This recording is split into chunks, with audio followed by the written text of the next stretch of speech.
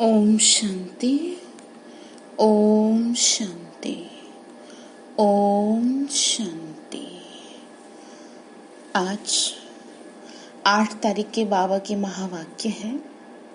बाबा ने आज की मुरली में हमें ये समझाया है कि बच्चे देखो, तुम्हें मैंने ज्ञान का तीसरा नेत्र दिया है। तो जब मैंने तुम्हें ज्ञान का तीसरा नेत्र दिया है तो तुम्हारी आंख और कहीं नहीं जानी चाहिए, और कहीं तुम्हारी आंख यानी कहीं तुम्हारी बुद्धि नहीं भटकनी चाहिए। तो इस चीज के ऊपर बाबा ने आज बात की है, समझाया है। फिर बाबा ने कहा कि बच्चे देखो, अब ये दुनिया खत्म हुई की हुई, तो आपके लिए क्या है कि इस पुरानी दुनिया से क्या हो जाए, आपको वैराग्य हो जाए। देखो, दुखों से वैराग्य करने से बेहतर है आप खुशी खुशी वैराग्य करें, क्योंकि भगवान हमें ये बात समझा रहा है कि ये सब कुछ तुम्हारे लायक चीज नहीं है, तुम्हारे लेवल का नहीं है। फिर बाबा ने कहा कि बच्चे देखो, बाबा ने श्याम और सुंदर का राज भी समझा दिया है। श्याम सुंदर समझ गए ना, आधा कल्प श्याम और आधा कल्प सुंदर। तो ये बाबा ने कहा, ये भी मैंने समझा दिया है। फिर बाबा ने कहा कि देखो, ऐसी कोई गलती मत कर देना जिससे तुम्हारा रजिस्टर खराब हो जाए, ठीक है? तो ध्यान रखेंगे इन बातों का। तो चलिए सुनते हैं। 8 तारीख की शिव बाबा की मुरली है, शिव बाबा के महावाक्य हैं। मुरली का हेडिंग है, मीठे बच्चे तुम्हें अब ज्ञान का तीसरा नेत्र मिला है। क्या कहा?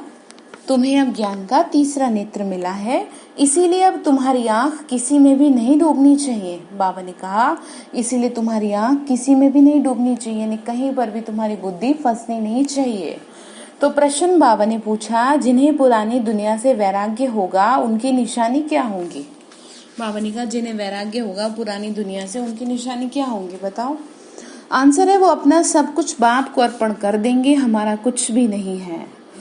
बाबा ने कहा, बाबा हमारी यह देह भी नहीं है। ऐसे बच्चों के लिए समझा रहे हैं, ये तो पुरानी देह है, इनको भी छोड़ना है। उनका मोह सबसे टूटता जाएगा, नष्ट मोह होंगे।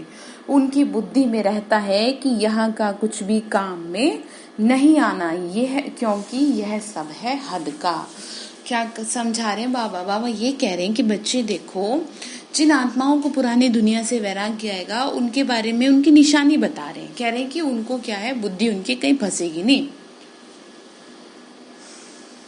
उनको ये नहीं रहेगा, बुद्धि यहाँ नहीं रहेगी। मतलब बाबा ने कहा उनको क्या है, बुद्धि रहेगी उनकी स्वर्ग की ओर, और बुद्धि में रहेगा कि यहाँ का जो भी कुछ आप देख रहे हैं वो कुछ भी काम का नहीं है, ठीक है? अच्छा, फिर बाबा ने आगे समझाया। ओम शांति। बाप बच्चों को ब्रह्मांड और सृष्टि चक्र के आदि मध्यंत का ज्ञान सुना रहे हैं। किसका ज्ञान सुना रहे हैं? सृष्टि के आदि मध्यंत का, जो और कोई सुना नहीं सकता। एक गीता ही है जिसमें राजयोग का वर्णन है। भगवान आकर के नर से नारायण बनाते हैं। यह बाबा ने कहा, भगवान आकर के क्या बनाते हैं? नर से नारायण बनाते हैं। ये सिवाय गीता के और कहीं शास्त्रों में नहीं है, ये बाबा ने बताया है। कहते हैं मैंने तुमको राजयोग सिखाया था, ये समझाया था कि ये ज्ञान कोई परंपरा से नहीं चलता। बाबा ने कहा कि मैंने तुम्हें सारी चीजें समझाई ना। बाप आकर एक धर्म की स्थापना करते हैं, बाकी और सब धर्म विनाश हो जाते हैं।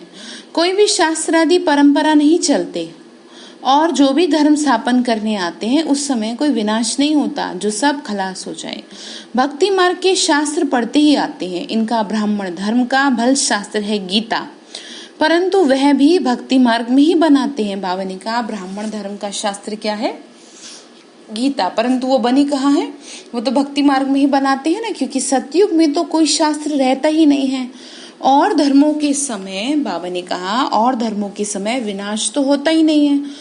बाबा ने फिर समझाया, पुरानी दुनिया खत्म, बाबा ने कहा पुरानी दुनिया खत्म होती नहीं, जो फिर नई हो वो तो चलती रहती है। जैसे कि मैंने आपको एग्जांपल दिया था कि घड़ी की सुई अगर 12 पे आ जाएगी तो आप सुई को निकाल के बदलेंगे नहीं, वही सुई वापस से क्या करेगी? वापस चलेगी, ठीक है ना? यानी कि वापस उसमें क्या होगा? वापस 1 बजेगा, वापस दिन निकलने की शुरुआत होगी। ठीक इसी तरीके से ये दुनिया कभी भी समाप्त नहीं होती, चेंज होती है, ठीक है? बाबा ने समझाया, नई से पुरानी, पुरानी से नई होती है। फिर बाबा ने कहा कि देखो, पुरानी दुनिया खत्म होती नहीं, जो फिर नहीं हो वो तो चलती आती है। अभी तुम बच्चे समझते हो ये पुरानी दुनिया खत्म होनी है। हमको बाबा पढ़ा रहे हैं, गायन भी है ना, क्या गायन है, एक गायन भी है, एक गीता का ही भगवान है, गीता जयंती भी मनाते हैं। वेद जयंती तो नहीं ना, बाबा ने क्या कहा, गीता जयंती मनाते हैं, वेद जयंती नहीं मनाते। तो अब एक की ही जयंती मनानी चाहिए, बाकी सब है रचना। फिर बाबा ने कहा देखो दुनिया में जितने भी देवी देवता, आपको बताया ना कि देखिए शिव की जो है ना रचना है, सब जितने भी 33 करोड़ या कई कहते हैं 36 करोड़ जितने भी देवी देवता कही गए हैं हिंदू धर्म में, वो सब क्या है, वो सब है देवताओं की, वो सब है परमात्मा शिव की रचना। वो सब देवता है भगवान शिव के क्या है, उनकी रचना है। वो रचयिता तो कौन है, शिव बाबा है। ठीक है ना। तो बाबा ने कहा कि जो सार सुना रहे वो बाबा ये तो सुना रहे ना। फिर बाबा ने कहा कि देखो वेद जयंती तो नहीं मनाते, यानी वेद जो वेद है उसकी जयंती नहीं मनाते, गीता जयंती मनाते, क्योंकि गीता जो है वो है सर्वशास्त्र शिरोमणि श्रीमद् भगवत गीता। फिर बाबा ने कहा देखो तो एक ही जयंती मनानी चाहिए, बाकी है रचना, उनसे कुछ नहीं मिल सकता। वर्षा बाप से ही मिलता है, चाचा काका आदि से कोई वर्षा नहीं मिलता। अभी यह है तुम्हारा बेहद का बाप। बाबा ने कहा वर्षा किसी से नहीं मिलेगा सिवाय मेरे, यानी कि बाबा के। बेहद का बाबा ज्ञान देने वाला है, ये कोई शास्त्र नहीं सुनाते, कहते हैं बस क्या कि ये सब भक्ति मार्ग के हैं। इन सब का सार मैं तुमको समझा रहा हूँ। शास्त्र कोई पढ़ाई नहीं है, पढ़ाई से 2 पद प्राप्त होता है। ये पढ़ाई बाबा पढ़ा रहे हैं बच्चों को। भगवानुवाच बच्चों प्रति 5000 वर्ष बाद फिर भी ऐसा होगा। क्या कह रहे हैं, शिव बाबा कह रहे हैं कि वापस 5000 वर्ष बाद ये चक्र रिपीट होगा। बच्चे जानते हैं ना हम बाप से बाबा ने कहा बच्चे जानते हैं हम बाप से क्या कर रहे हैं, रचता और रचना के आदि मध्य अंत को समझ रहे हैं। ये और कोई तो समझा नहीं सकता सिवाय किसके, सिवाय बाप के। इस मुख कमल से सुनाते हैं, ये भगवान का लोन लिया हुआ मुख है। कौन सा मुख, ब्रह्मा का मुख, जिसको गौमुख भी कहते हैं। बड़ी माता है ना, इनके मुख से ज्ञान के वर्षंस निकलते हैं, ना कि जल के। वो दिखा देते हैं जल के वर्षंस, ठीक है ना, यानी कि वो शब्द ज्ञान के। भक्ति मार्ग में फिर गौमुख से जल दिखा दिया। अभी तुम समझते हो ना कि जो भक्ति मार्ग में क्या क्या करते हैं, कितना दूर गौमुख आदि पर जाते हैं, किस लिए, पानी पीने। अभी तुम मनुष्य से देवता बन रहे हो, ये तो जानते हो ना। बाप कल्प कल्प आकर मनुष्य से देवता बनाने के लिए पढ़ाते हैं। देखते हो ना वो कैसे पढ़ा रहे हैं। तो तुम सबको ये बताते हो कि हमको भगवान पढ़ा रहा है। क्या समझाया गया बताइए, कौन पढ़ा रहा है आपको, भगवान पढ़ा रहा है। माध्यम सिर्फ इसलिए ले रहा है क्योंकि ज्योति बिंदु आपको दिखता नहीं है ना, आपको देखने की आदत तो शरीरों को है, ठीक है ना। तो शरीर के थ्रू अगर आपसे कोई बात करेगा तो आपको सहज समझ में आएगा। इस वजह से बस उसने माध्यम लिया है किसका, बाबा की बच्चियों का, यानी कि जो बाबा की सेवा कर रही हैं उनका, ब्रह्मा बाबा का माध्यम लिया है, ठीक है ना। अदरवाइज वो आपको ज्योति बिंदु, अगर आपको आत्मिक स्थिति का अभ्यास होगा तो आपको टचिंग भी देगा, बताएगा भी, समझाएगा भी। लेकिन हमें तो आदत है ना शरीरों को देखने की, तो इसीलिए शरीर का लोन लेके कर रहे हैं अपना काम। इसीलिए गीता में लिखा भी हुआ है। गीता में क्या लिखा है, गीता में ये लिखा है कि देखो जो भगवान कहते हैं, भगवान शिव भगवानुवाच मेरे कर्म दिव्य और अलौकिक होंगे, यानी कि मेरे कर्म ऐसे होंगे जो किसी को दिखाई नहीं देंगे, इन आंखों से नहीं देखे जा सकेंगे। ब्रह्मा कुमारी संस्था के द्वारा भगवान अपना काम करा रहे, किसी को पता ही नहीं है। ऑलमोस्ट ये कहिए कि 80% लोगों को इस बात का पता ही नहीं कि यहाँ होता क्या है, ठीक है ना। धीरे धीरे समझ मिल रही है। बाबा ने कहा अभी तुम मनुष्य से देवता बन रहे हो तो जानते हो ना, बाप कल्प कल्प आकर देवता बनाने के लिए पढ़ा रहे। देखते हो ना कैसे पढ़ा रहे हैं। तुम सबको ये बताते हो हमको भगवान पढ़ा रहे हैं। कहते हैं मामेकम याद करो तो तुम्हारे पाप कटेंगे। तुम जानते हो ना सतयुग में थोड़े मनुष्य होते हैं और कलयुग में कलयुग में ढेर मनुष्य बाप आकर के आदि सनातन देवी देवता धर्म की स्थापना कर रहे हैं। हम मनुष्य से देवता बन रहे हैं। मनुष्य से देवता बनने वाले बच्चों में दैवी गुण दिखाई देंगे।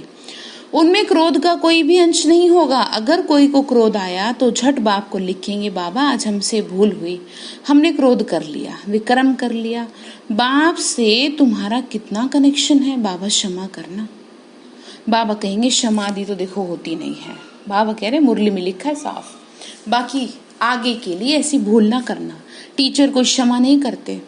रजिस्टर दिखाते हैं कि तुम्हारे मैनर्स अच्छे नहीं हैं। बेहद का बाप भी कह रहे हैं तुम अपने मैनर्स को देख रहे हो कि क्या कर रहे हो। बाबा ने आज क्या कहा, ध्यान रखिएगा, क्षमा तो होती नहीं है, पर आगे के लिए सावधान कर रहे हैं कि आगे से ऐसी गलती मत करना। ठीक है, तो आई होप आप ध्यान रखेंगे इस चीज का। रजिस्टर दिखाते हैं तुम्हारे मैनर्स अच्छे नहीं, अंडरलाइन कर ले इस बात को। बेहद का बाप तुमको कहते हैं तुम अपने मैनर्स देखो, रोज अपना पोता मेल देखो। पोता मेल समझते हैं ना, क्या करते क्या है सुबह से शाम तक। किसी को दुख तो नहीं दिया, किसी को तंग तो नहीं किया। दैवी गुण धारण करने में टाइम तो लगता है ना। देह अभिमान बड़ा ही मुश्किल टूटता है। क्या कह रहे बाबा ने कहा, देह अभिमान कईयों में बड़ा ही मुश्किल टूटता है। जब अपने को देही समझे तब बाप में भी लग जाए, नहीं तो देह के कर्म बंधन में ही बुद्धि लटकी रहे। तो अब बाबा कहते हैं, क्या कह रहे कहते हैं तुमको शरीर निर्वार्थ कर्म भी करना है। बाबा ने क्या समझाया, बताओ। कहा ऐसे नहीं कह रहे कि देखो जी आप यहाँ पे सन्यासी बन के बैठ जाओ, सब घर बार छोड़ के, अपना धंधा दौरी छोड़ के, ऐसा कुछ नहीं कह रहे। कह रहे हैं देखो शरीर निर्वार्थ आपको कर्म तो करना ही है, उनसे टाइम निकाल सकते हो। बाबा पूछ रहे हैं फिर उनसे टाइम निकाल सकते हो, भक्ति के लिए तो टाइम निकालते हैं। मीरा कृष्ण की ही याद में रहती थी, पुनर्जन्म तो यहाँ ही लेती गई। बाबा ने कहा मीरा क्या करती थी, कृष्ण की याद में ही रहती थी, फिर पुनर्जन्म तो यहाँ ही लेती गई। बाबा ने कहा कि यही पुनर्जन्म लिया उस आत्मा ने भी। तो क्या है वो है अटूट भक्ति का प्रतीक, अटूट प्यार का प्रतीक। अब आगे समझा रहे हैं, कह रहे देखो अभी तुम बच्चों को अब इस पुरानी दुनिया से वैराग्य आता है ना, जानते हो इस पुरानी दुनिया में फिर पुनर्जन्म लेना ही नहीं है, दुनिया ही खत्म हो जाती है। ये सब बातें तुम्हारी बुद्धि में बैठ रही है ना। जैसे बाबा में ज्ञान है वैसे बच्चों में भी है। ये सृष्टि का चक्र और बाबा ने कहा ये सृष्टि का चक्र और कोई की बुद्धि में नहीं है, तुम्हारे में भी नंबरवार है। जिनकी बुद्धि में ये रहता है कि ऊंचे ते ऊंचा पतित पावन बाप है, वो हमको पढ़ाते हैं, ये भी तुम ही जानते हो। तुम्हारी बुद्धि में सारा 84 का चक्र है, स्मृति रहती है ना। बाबा ने कहा तुम्हारी बुद्धि में सारा 84 का चक्र है, तुम इस बात की स्मृति रहती है। अब इस नरक में ये तुम्हारा अंतिम जन्म है। क्या समझा दिया बताओ। कह रहे कि देखो अब इस नरक में तुम्हारा अंतिम जन्म है। इसको कहा जाता है रौरव नरक, इसीलिए यहाँ पे गंध बहुत है। बाबा ने कहा यहाँ बहुत गंध है, इसीलिए सन्यासी लोग क्या करते, घर बार छोड़ करके चले जाते हैं। वह हो जाती है शारीरिक बात। तुम सन्यास करते हो बुद्धि से, क्योंकि तुम जानते हो ना अभी हमको वापस जाना है, सबको भूलना पड़ता है। ये पुरानी छीछी दुनिया अब खत्म हुई पड़ी है। बाबा देखो कल भी समझाया था, कहा था ना 18वां अध्याय शुरू हो गया है, स्मृति स्वरूप बनो। ठीक है, तो आज भी यही समझा रहे। क्या समझा रहे कि अब हम ये जो पुरानी दुनिया है ना, छीछी दुनिया, बाबा ने वर्ड यूज किया है, कह रहे हैं कि देखो बस अब ये खत्म हुई पड़ी है। मकान पुराना होता है ना, तो क्या करते हैं फिर नया बनकर, बाबा ने कहा मकान पुराना होता है, नया बनकर तैयार होता है तो दिल में आता है कि ये तो टूट ही जाएगा। बाबा ने कहा देखो तुम्हारे लिए नया मकान तैयार कर रहे हैं। ठीक है, कहाँ कर रहे हैं, स्वर्ग में। बाबा ने कहा स्वर्ग बना रहे, जैसे जैसा चाह रहे हो महल, उस हिसाब से अभी की मेहनत कर लो बस। समझ रहे, यही समझा रहे। देखो फिर कह रहे कि देखो बच्चे, तो दिल में आता है ना कि अभी नया मकान बन रहा है तो ये तो टूटेगा। अभी तुम बच्चे पढ़ रहे हो, बाबा ने कहा जानते हो ना नई दुनिया की स्थापना हो रही है, बाकी थोड़ी देरी है। बाबा ने कहा देखो जैसे कहते हैं ना कि भाई बस थोड़ा सा एक आगे चल के गली आएगी और उससे भी थोड़ा आगे चलेंगे ना तो बस वो आगे एक पेड़ आएगा, उसके थोड़ा सा पास में हमारा घर है, ऐसा कहा जाता है।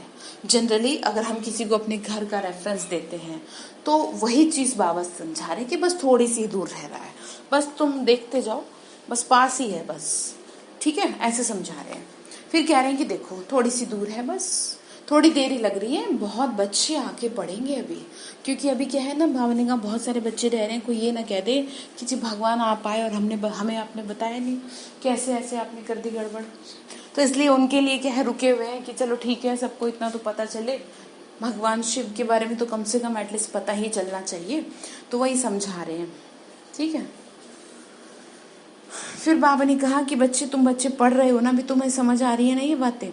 फिर कहा कि बच्चे देखो अब तुम्हारे इस पुरानी दुनिया में दिल नहीं लगती है, ये कुछ भी आखिर में काम तो आना नहीं है, हम यहाँ से जाना चाहते हैं। बाबा भी कहते हैं पुरानी दुनिया से दिल ना लगाना, मुझ बाप को और घर को याद करो तो पाप कटेंगे, नहीं तो बहुत सजाएं खाएंगे। अंडरलाइन कर लो, क्या कहा, मुझे याद करो और घर को याद करो, नहीं करेंगे तो सजा खाएंगे।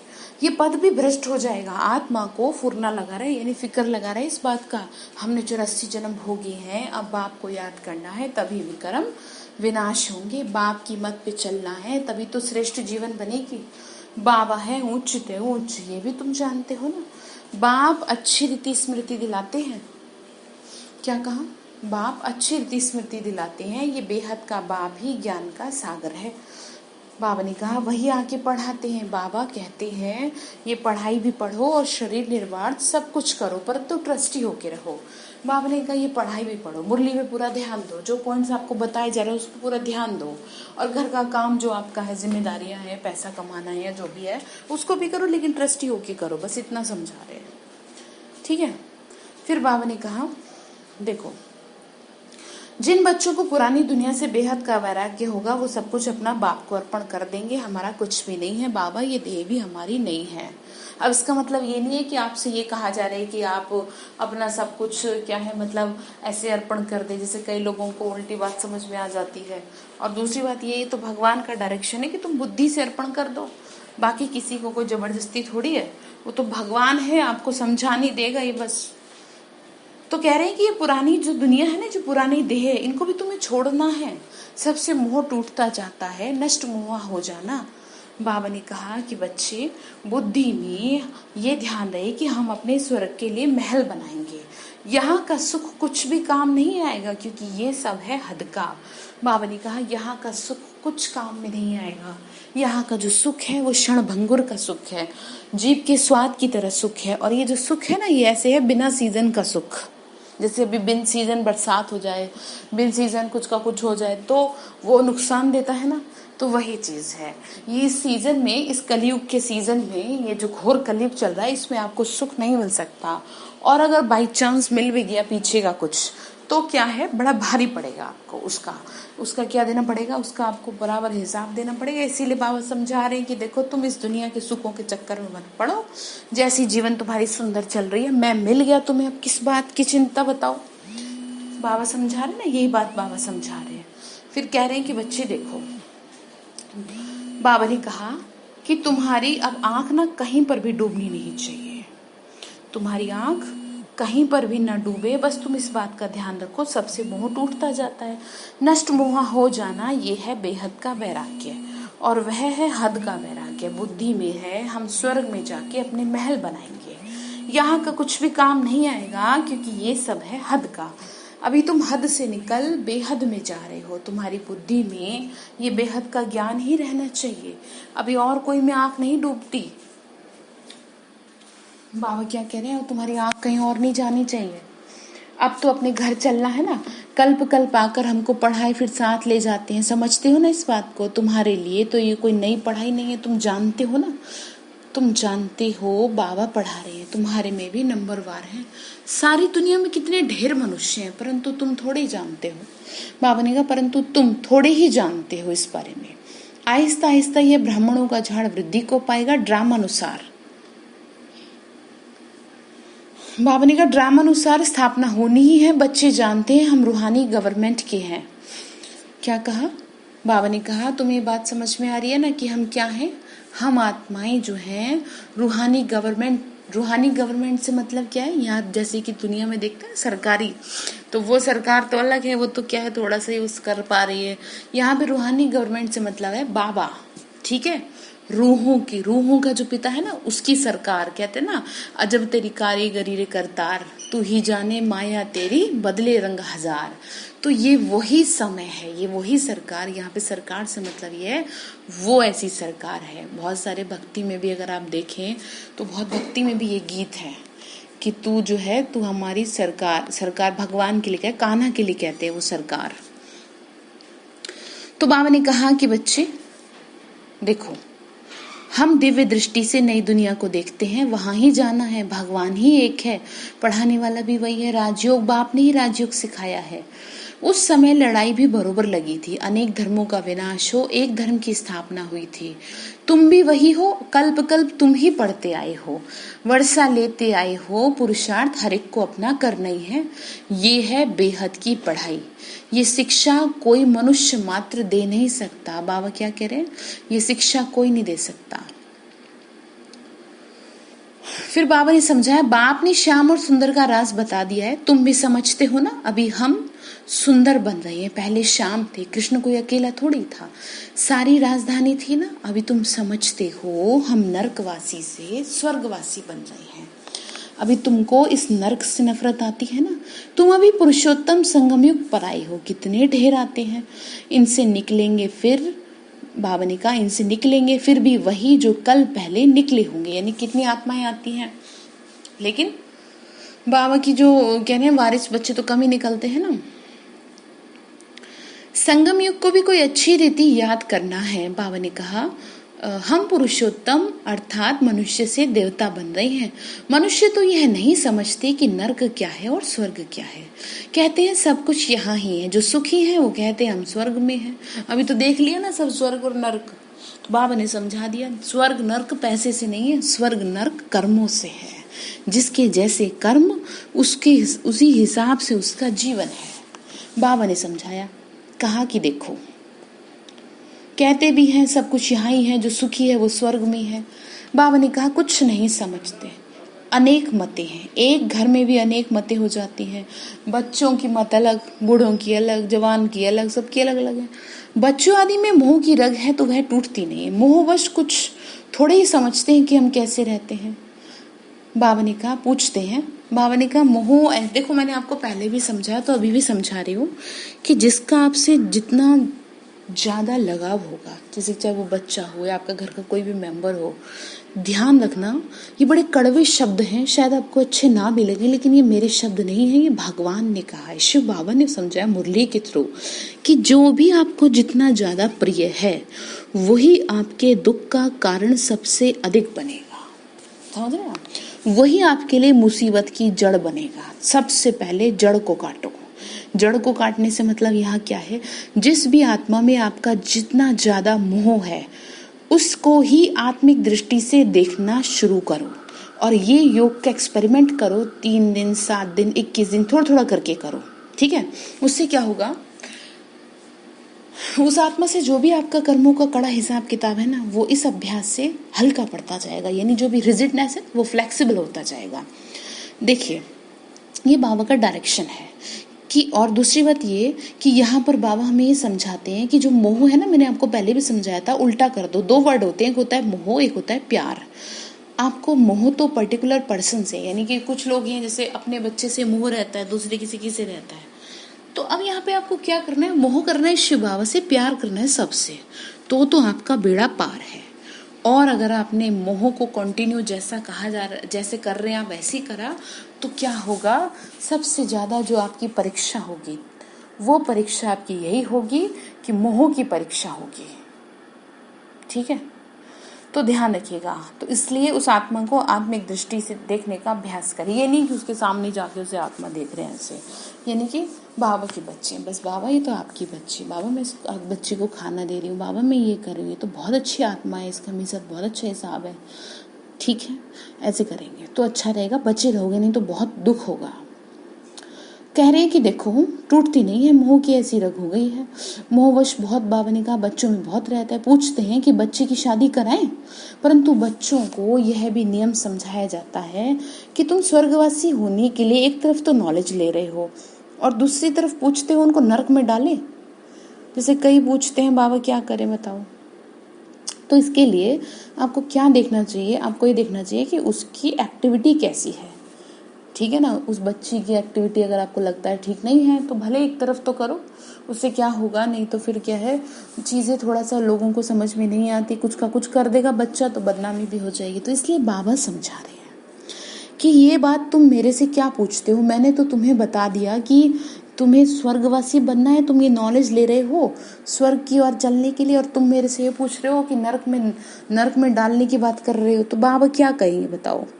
तो कह रहे हैं कि पूछते हो तो बाबा कहेंगे जाके करो, पूछ क्या रहे हो, जो करना है देख लो, सिचुएशन के अकॉर्डिंग डिसीजन लो। बाबा से पूछते तो बाबा समझाते हैं इनका मोह है, अब ना करेंगे तो भी अवज्ञा कर देंगे, वही वाली बात है, गलत कर देंगे ना बाहर जाके। बच्चों की तो करानी है, नहीं तो संग दोष में आके खराब हो जाते हैं। बाबा ने कहा बच्ची की तो करानी है, नहीं तो संग दोष में क्या होता है, खराब हो जाती है। बच्चों को नहीं करा सकते परंतु हिम्मत चाहिए ना। बाबा ने कहा कि कहने का मतलब ये है कि देखो ये डिपेंड करता है सर्कमस्टांसेस पे, डिपेंड करता है उस चीज़ पे, जो भी आपके घर की परिस्थिति है उसके अकॉर्डिंग डिसीजन लेना चाहिए। और अगर कुछ ना समझ में आए तो रेस्पॉन्सिबल टीचर बहन से डिस्कस करना चाहिए कि इस बारे में हम क्या करें। वैसे तो बाबा तो फर्स्ट प्रायोरिटी है, लेकिन कई बार आपका योग नहीं लगता, बुद्धि नहीं समझ में आती है, तो आप उनसे भी ले सकते हैं। तो उनके थ्रू आपको शायद बाबा की तरफ से कुछ ना कुछ सही मतलब गाइडेंस मिल जाएगी। ठीक है, फिर कह रहे हैं कि देखो हिम्मत चाहिए, बाबा ने इनसे एक्ट कराया, इनको देखकर फिर और करने लग पड़े। घर में भी बहुत झगड़े लग पड़ते हैं, ये है झगड़ों की दुनिया।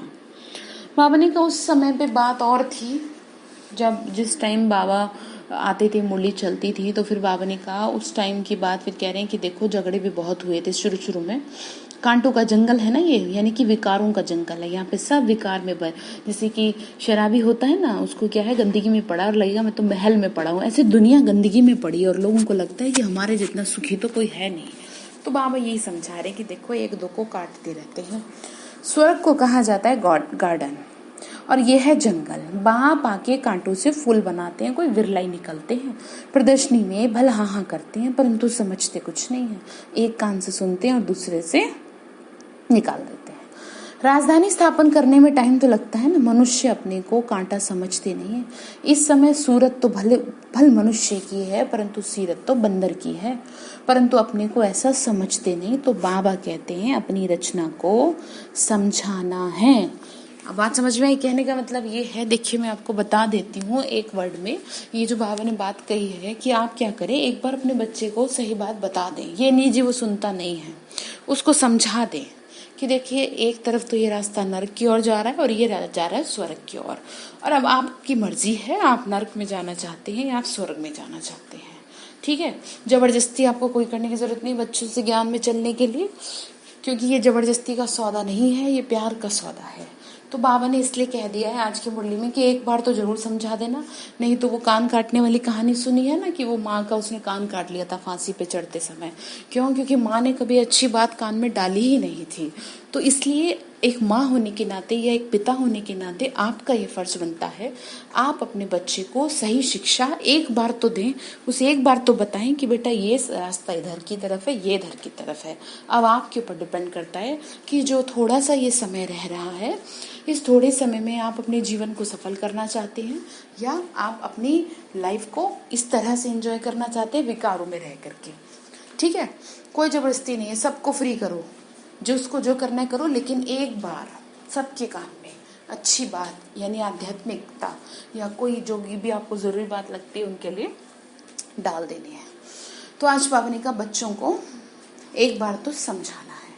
ठीक है, अपनी रचना को समझाना है, अगर नहीं समझते तो फिर भगा देना चाहिए। परंतु वो ताकत चाहिए। भगाने से मतलब क्या है, ठीक है शादी कर दो, मोह का कीड़ा ऐसा लगा रहता है, फिर बाबा ने कहा जो निकल ना सके। यहाँ तो नष्ट मोहा बनना है, मेरा तो एक शिव बाबा दूसरा ना कोई। अब बाबा आया है लेने के लिए, पावन बनना है। बाबा ने कहा नहीं तो बहुत सजाएं खाएंगे और पद भी भ्रष्ट हो जाएगा। अब अपने को सतो प्रधान बनाने का फुरना लगा रहे बस। शिव के मंदिर में जाकर तुम समझा सकते हो भगवान ने भारत को स्वर्ग का मालिक बनाया था, अब फिर से वो बना रहे। कहते हैं सिर्फ मामे का मुझे याद करो, ठीक है। अच्छा, मीठे मीठे सिक्के लदे बच्चों प्रति माता पिता बाप दादा का याद प्यार और गुड मॉर्निंग। रूहानी बाप की रूहानी बच्चों को नमस्ते। हम रूहानी बच्चों की रूहानी माता पिता बाप दादा को नमस्ते नमस्ते नमस्ते। शिव बाबा नमस्ते। शुक्रिया बाबा, शुक्रिया बाबा, शुक्रिया।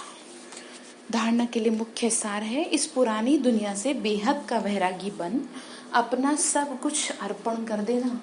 क्या कहा? इस पुरानी दुनिया से बेहद का वैरागी बन अपना सब कुछ अर्पण कर देना। हमारा कुछ भी नहीं है, ये देह भी हमारी नहीं है। इनसे मोह तोड़ नष्ट मोहा बनना। बाबा ने कहा इनसे बुद्धि हटानी है अब, ठीक है। फिर दूसरा पॉइंट है, कोई भी ऐसी भूल नहीं करनी जो रजिस्टर पर दाग लग जाए, ठीक है। तो वो मिलता है ना कैरेक्टर सर्टिफिकेट, तो कहीं आपका कैरेक्टर सर्टिफिकेट खराब ना हो, क्योंकि देना तो पड़ेगा ही ना, जो रजिस्टर पर दाग लग जाए। सर्व दैवी गुण धारण करने, अंदर क्रोध का जरा भी अंश ना हो, बाबा ये समझा रहे हैं। वरदान दे रहे शिव बाबा, डबल लाइट बन, सर्व समस्याओं को हाई जंप दे पार करने वाले तीव्र पुरुषार्थी भव। डबल लाइट बन, सब समस्याओं को क्या करना है, हाई जंप देना है। यानी कि सब समस्याओं को हाई जंप दे के पार करना है, छलांग लगानी, अब चलने से काम नहीं होगा। बाबा ने कहा सदा जीवन को अमूल्य रतन, सदा स्वयं को अमूल्य रतन समझ बाप दादा के दिल के डिब्बे में रहो। क्या कह रहे हैं? बाप दादा के दिल के डिब्बे में रहो, बाप की याद में समाये रहो, तो किसी भी बात में मुश्किल का अनुभव नहीं होगा। बाबा को दिल के डिब्बे में रख लो, ठीक है, सब बोझ समाप्त हो जाएंगे। बाबा ने कहा इसी सहज योग से डबल लाइट बन, पुरुषार्थ में हाई जंप देके तीव्र पुरुषार्थी बनो। कौन सी बात बताई? कौन सा सहज योग बताया? यही बताया। कौन सा? कि बाबा को अपने दिल के डिब्बी में, ठीक है, डिब्बी में रखो। बाप दादा की दिल की डिब्बी में रहो भी, और बाबा को अपने दिल की डिब्बी में, दोनों में से एक काम तो करे लो, या तो बाबा को रख लो या बाबा के में जाके बैठ जाओ। तो एक काम तो करेंगे ना, तो हर मुश्किल क्या है, सहज हो जाएगी। जब भी कोई मुश्किल का अनुभव हो तो बाप के सामने बैठ जाओ और बाप दादा के वरदानों का हाथ स्वयं पे अनुभव करो। इससे सेकंड में समस्याओं का हल मिल जाएगा, ठीक है। तो स्लोगन है सहयोग की शक्ति है, असंभव बात को भी संभव बना देती है, यही सेफ्टी का किला है। सहयोग की शक्ति, एक दूसरे का सहयोग, ये क्या है, असंभव को भी संभव बना देगा, ठीक है। यही सेफ्टी का किला है, यही आपकी मजबूती का किला है, ठीक है। तो आज का जो सोमान है आपका वो है, मैं मोहजीत आत्मा हूँ, मैं मोहजीत आत्मा हूँ, मैं मोहजीत आत्मा हूँ। और आज के लिए आपका होमवर्क ये है कि आपको अपनी रचना को एक बार तो एक अच्छा मैसेज कन्वे कर देना, उन्हें दे देना, एक अच्छी बात तो उनके कान में डाल देना। जैसे और बात भी तो सुबह से शाम तक कुछ ना कुछ कहते रहते होगे ना, अरे पढ़ ले, ये कर ले, वो कर ले, और व्हाटएवर बहुत सारी बातें। एक बात ये भी अच्छी डाल देना, प्यार से समझा देना, तो आपका काम खत्म बस फिर, ठीक है। चलिए, ओम शांति।